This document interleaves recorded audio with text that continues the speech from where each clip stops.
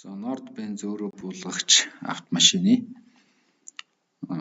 онцлогооны багц хэрхэн бүрдсэн талаар харуулъя. За онцлогооны багц руу орлоо.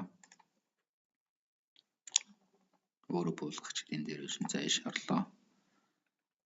За энэ дээр ингээ шаардлагатай нийт одоо 292 нэр төрлийн сэлбэг бүртгэж орсон байна. За энэ дээр онцлогооны багцд бол сэлбэгийн ангиллал, за сэлбэгийн дангийн нэр, за гадаад нэр давхар оржуулна, эдийн дугаар нь орно.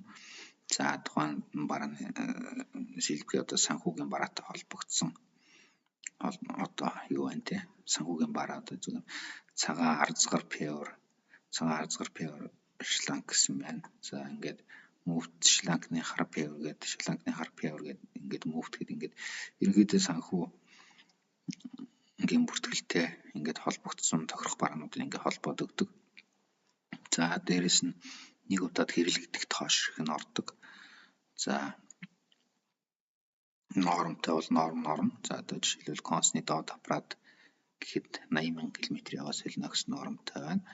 За энэ дээр бол орлох бараа байх юм бол энэ дээр дараад орлох барааны эдийн дугаар оруулж өгнө. Норм үүсгэх бол энэ дээр дараад норм үүсгэж өгнө. Энээр ингээд онцлогооны багц татаад эдгээр бараануудын алийг нь солих, алийг нь засварлахын гэдгээ чеклээд захиалга илгээх боломжтой байгаа.